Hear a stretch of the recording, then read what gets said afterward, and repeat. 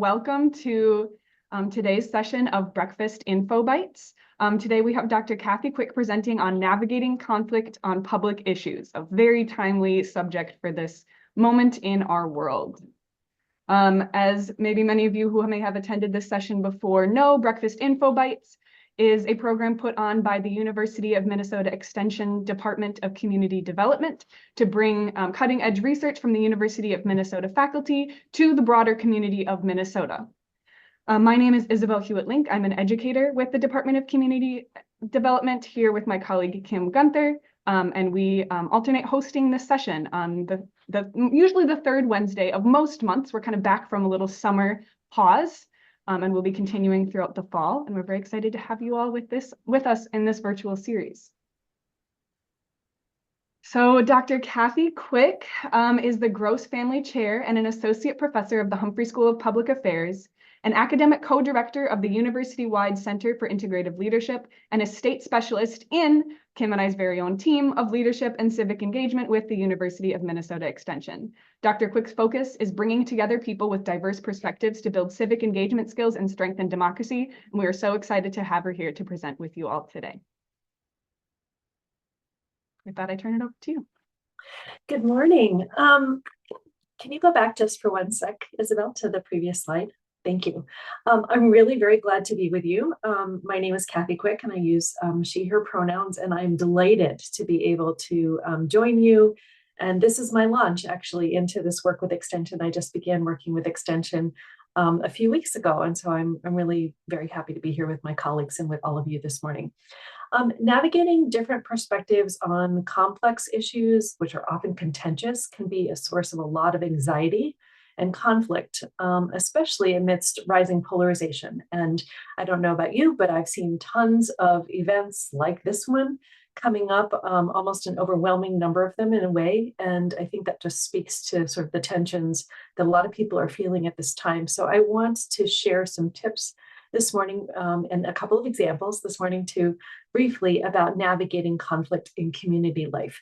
But before I talk about it in community life, I also want to acknowledge that conflict is really part of private life too, right? It's part of family life often. It's part of being part of the soccer team. It's part of what happens in our own organizational settings, in our churches, and our neighborhoods, and things like that. And so before I begin talking a little bit about this broader community life issue, that's the topic today of thinking about conflict and public issues, I have a question for you to consider and just lodge in your mind for a minute as I'm sharing some of these examples. And that is, in general, would you consider yourself to be conflict comfortable or conflict adverse? So on a spectrum from very uncomfortable to very comfortable, where are you? So let's go to the next slide. I would say that if you are in that uncomfortable state, that you're in really good company. This is part of the reputation, for better or worse, of our state of Minnesota, right? That we often describe Minnesota nice, and I'd be interested in your own definitions of it, as a basic level in a positive way of civility, of courtesy, of respect, but it's also sometimes described as passive aggressive and utterly confusing behavior.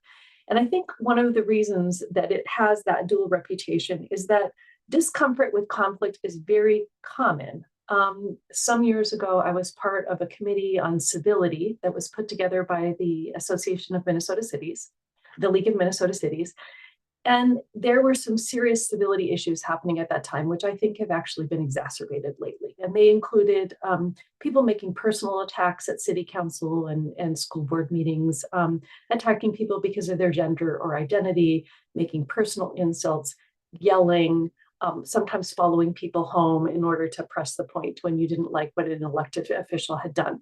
And all of those things, those kind of demeaning, dismissive things, are not only incivil, but they are really destructive and often inappropriate for community life and problem solving. However, an awful lot of the discussion in that committee was also about conflict, and conflict itself is not incivil. In fact, conflict can be really highly constructive. So I think it is constructive for conflict to avoid it, but only if two things are true. One is that the relationship that you are part of is not very important and the issue is not very important. But often I think we instead avoid it because we think that the relationship can't bear it. And in fact, you could make the argument then when the relationship is very important, it's actually more important to surface some of these issues and to work through the conflict.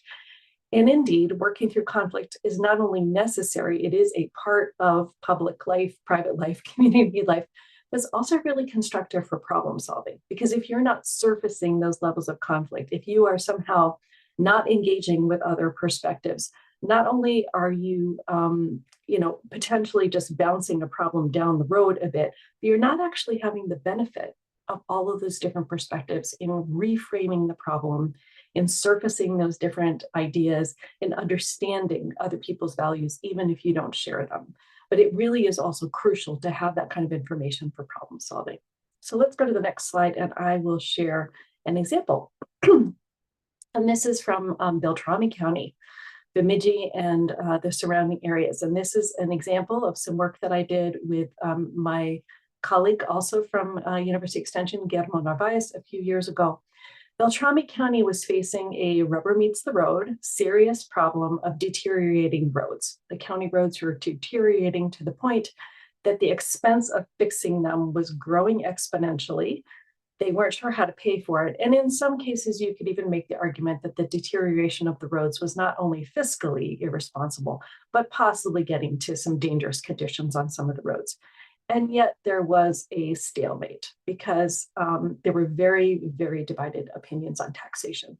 State pass-throughs to the county were declining, and there were some serious financial challenges in trying to keep up with managing these roads. And it was really beginning to show. And yet there was this stalemate where people could not really quite reach an agreement about how to address this problem. So Guillermo Narvaez and I and our colleagues in Beltrami County gathered groups of people, business people, folks from townships and government agencies, just a wide variety of people. And we made an effort to go beyond the usual suspects who usually weigh in on public policy issues. So we also asked major manufacturers who relied on the roads in order to support their businesses. We asked school bus drivers who were navigating them day in and day out, getting kids back and forth to school, often over very long drives in these rural areas. We asked ambulance drivers who needed to get out and get somewhere fast for all of those perspectives. And we told stories. What do the roads mean to you? What is at stake for you? And through that, there were some really eye-opening conversations. The county engineer explained how he made his decisions. He answers lots of questions. Some trust was built simply through that transparency. And he explained that given really limited resources, he put the resources that he had toward the roads with the highest volume of use, which you might say makes a great deal of sense. But it was only because there were those diverse perspectives and people were struggling for what it was that they needed and telling stories and listening that other people in more rural areas of the county said, well, it's fine that the city of Bemidji has the highest volume of use. But for me, that little road that not very many people use, I use that road every single time I need to go anywhere. 100% of my trips are on that road. And the county engineer walked away saying, I think I need to change the criteria through which I'm making some of these decisions. In addition, the folks who were in the room examined the different policy options with the benefit of information. Okay, and I'm going to come back to this in a minute. Instead of settling too quickly on the position that they held about the gas tax, for example, or raising local taxes, they talked instead about their interests, about what it was that they needed. And they quickly began to see that there was no fixing my road if I didn't also have a solution for your road. In the end, a motion was made by one of the county commissioners who had been most strongly opposed to the to a local option sales tax to promote exactly that option, and it passed unanimously. It was on the basis of a lot of those conversations. So I would say that this is an example of constructive conflict, where the people in the room were willing to engage. They turned up. They were willing to debate. They were willing to disagree. They were also willing to tell their story, explain what was at stake for them, listen to other people, and in fact, have an open mind and be willing to change their mind. Let's go to the next slide. So one of the things that worked in Beltrami County is that people really stayed in the conversation to understand that there was a shared problem, that everyone was having issues, and also that lots of people had shared values. So this advice, stay in the conversation as long as you can, is something that I came across for the first time in 2012. And maybe for some of you, this is also familiar advice. It came up in the context of the statewide ballot measure about same-sex marriage, right? There was a ballot amendment proposed in 2012 that would have banned same-sex marriage. And the advice that was given to advocates of same-sex marriage was simple. It was stay in the conversation as long as you can. And what that meant was try to have conversations with people and explain why this matters to you from a personal perspective. Does it matter to you? Does it matter to your nephew? Does it matter to your coworker? Does it matter to your neighbor? Does it matter to somebody that you don't even particularly like, and yet you respect and believe that they should have this right? Tell your own story. But the other part of the advice, and this is the one that I think is hard for a lot of people, is don't attack the other person's values, right? So a lot of the coaching for this campaign was tell people what matters to you, stay in the conversation. And even if you strongly disagree with the other person, do not tell them that they're being bigoted. What is to be gained by that, right? Except turning off the opportunity for making that connection. That campaign ended up being very successful. What you see in that image is a photo of a couple of people who were celebrating the night that passed. Right, but this did not come about by telling people that they were dinosaurs or jerks or bigoted or whatever word, if you're an advocate of same-sex marriage, you might use to describe someone who opposed it. There was nothing to be gained by that. It was that one-to-one connection. Let's go to the next slide. And I will wind down here in a minute so we can have some questions as well. The other thing I want to say about those values, and not necessarily attacking other people on their values, is don't assume that other people's values are really so vastly different. Okay, we hear a lot about polarization. I want to go back again for a minute to a transportation example. Guillermo Narvaez and I and some other colleagues participated in a survey at the state fair. This is the only research I have ever participated in where somebody would say, hold my beer, while they participated in the research. But we had a short survey for people around transportation options because there was so much controversy. We don't hear so much about an impasse over the gas tax, but you might remember that the legislature was really bound up for quite a while in controversies over the gas tax. And so we asked people for their opinion, again, like I asked you at the beginning, strongly opposed to strongly support. Where are you on the spectrum on this variety of different policy issues? But then after that, we also asked people, there are 10 different values through which you might make decisions about transportation in the state. They might relate to the impact of our transportation choices on health, on equity, on access to work, on safety, a variety of different things. We gave a menu of 10. We asked people to choose their top 4, which was a difficult thing. It turns out we also collected a lot of demographic information and information about people's political affiliations, whether they leaned Republican, Democrat, Independent, or undeclared. And it turns out that, of course, there are some differences around some aspects of this, according to political lines or income levels, about whether people did or did not like the cost to taxpayers, whether that was or was not a driving issue for them.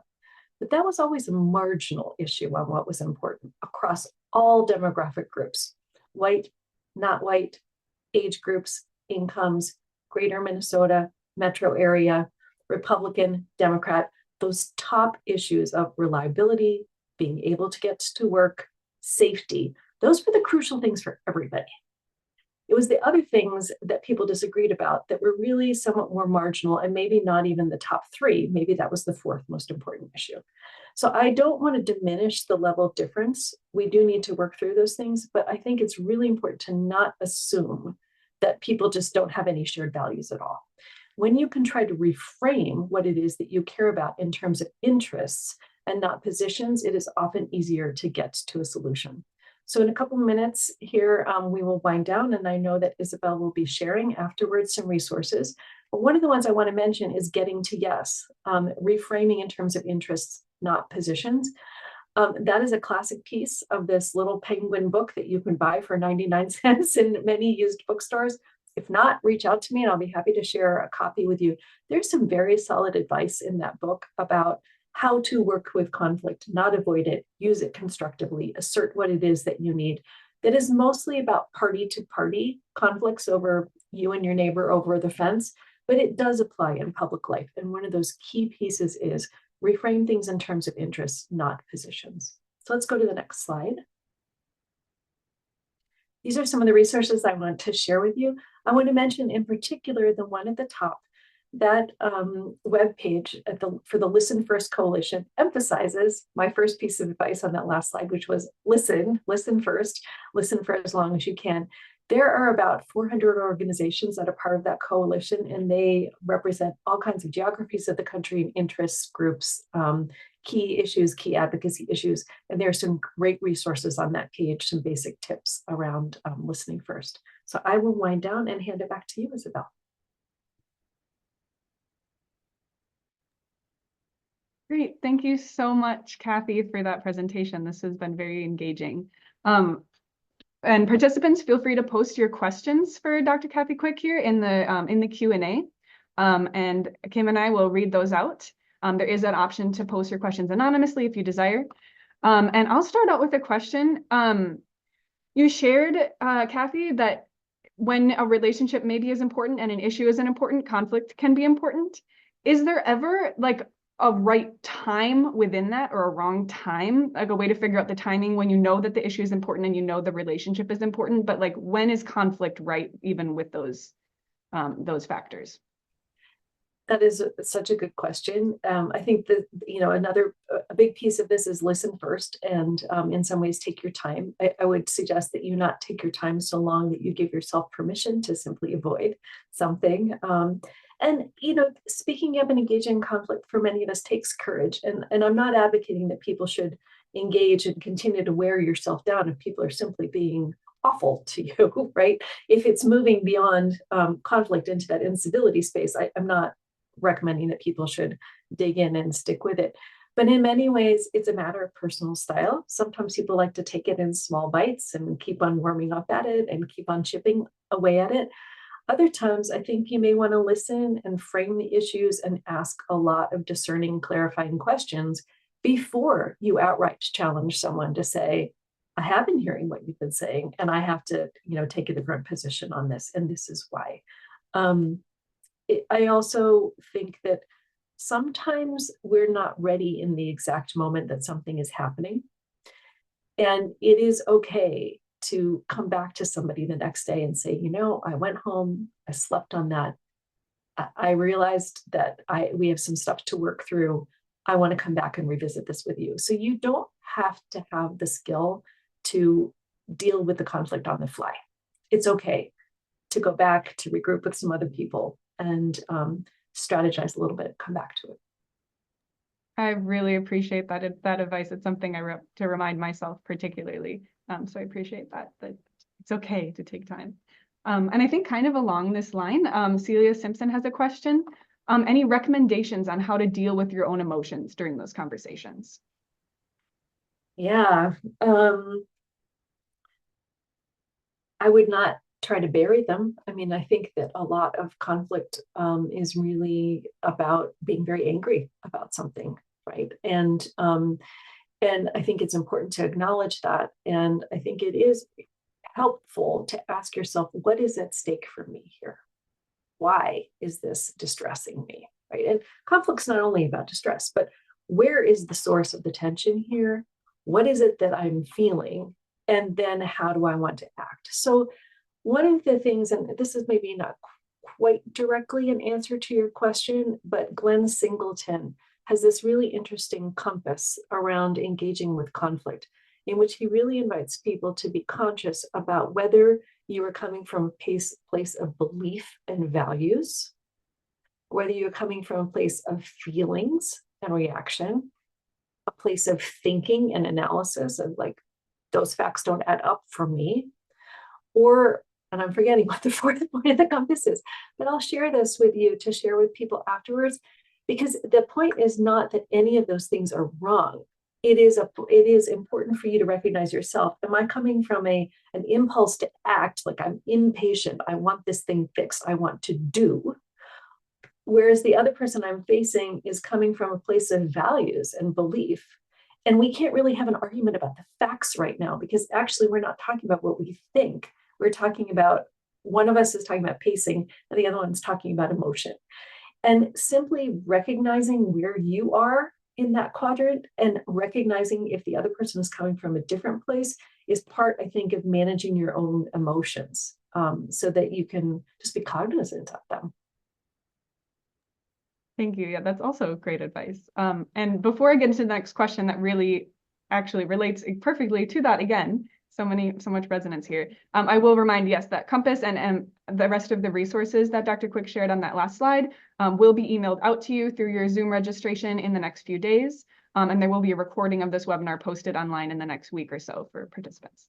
But we have an attendee asking, I'm finding many conflicts are starting with false news or incorrect facts. How do you switch the conversation back to what matters to them when false news is involved?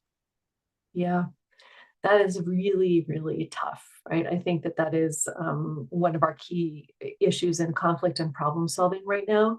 And certainly a lot of scholars of deliberation and good democracy and conversation would say that one of the basic premises of really good democratic decision-making and public conflict and problem solving is that you have to have a regard for the facts. You have to have a regard for evidence. You have to use the data that's available. You have to name the places where the data is not very definitive or very available, and use those things and respect other people's use of those facts. And so I know I'm not getting to the question because I'm leaning into the necessity of having data, because a lot of conflicts often are addressed through even agreeing what are the metrics through which we're going to make a decision. So if I go back to Beltrami County for a minute, the county engineer was coming out originally to say, greatest volume of use on the roads, that's my decision criteria. And somebody else is saying, what about how much of that my time I spend on the roads that are bad, right? And they reached a compromise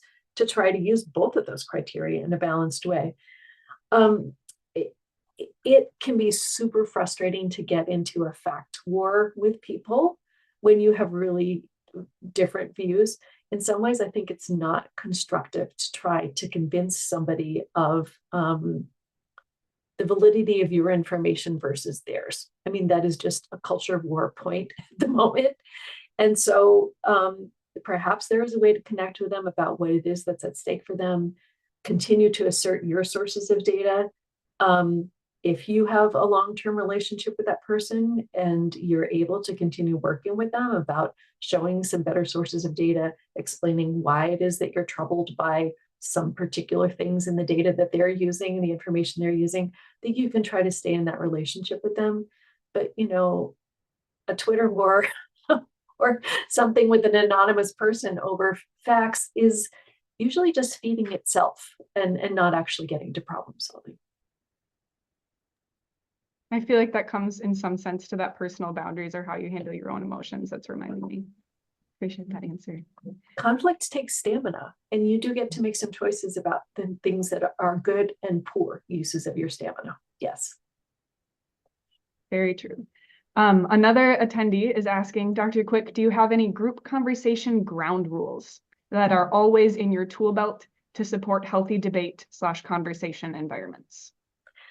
I do have some personal favorites, but if you have the opportunity of engaging with people over a longer period of time, I think it can be very helpful to discuss those things with the other participants and to document some of those ground rules. In fact, Kim and Isabel and some of our colleagues just went through this ourselves just a couple of months ago. It can be really helpful to surface those things so that there are some shared agreements.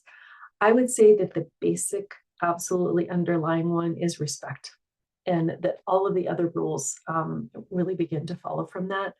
I would say that if you have some responsibility in a space like this, or if you are able to, it is okay to practice the phrase, I'm going to interrupt you now, which is something that people don't often feel comfort saying.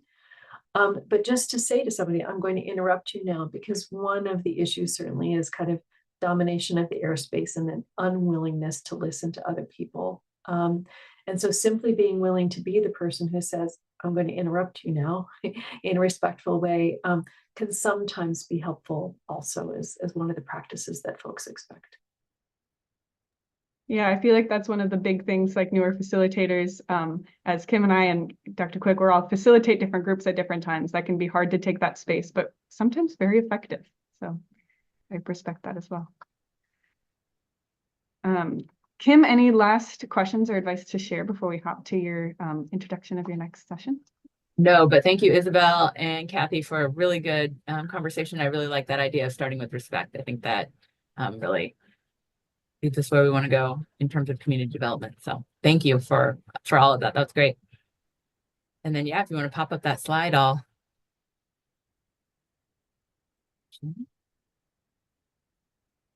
yeah, so next month, we just wanted to give people a heads up. I will be hosting a conversation in the same format, Breakfast Bites, on Wednesday, October 16th, again, 8:30 to 9. So grab your cup of coffee and come on over with us. We'll be talking to research assistant Anna Gorovich, who is with the Tucker Center at the University of Minnesota, and the Tucker Center does research on girls and women in sport. And we will be having a conversation about a new narrative for handling and building confident young athletes. And I just think it's going to be a really great conversation about body image in young female athletes and what we can do in our communities to support that. So I really look forward to that. We will have the registration up very, very soon on the Breakfast Bites page. So look for that. Great. Well, thank you everyone so much for attending. Thank you so much, Dr. Quick, for such timely and important conversation and advice. There's more questions coming in. So folks, I'll share Dr. Quick's email and those follow-up resources in an email in the next few days through your Zoom registration. And if you have other things that come up, Dr. Quick has shared willingness to chat with folks afterward through email. So feel free to reach out to any of us with questions. Thank you so much for joining us, and we look forward to seeing you next month in October.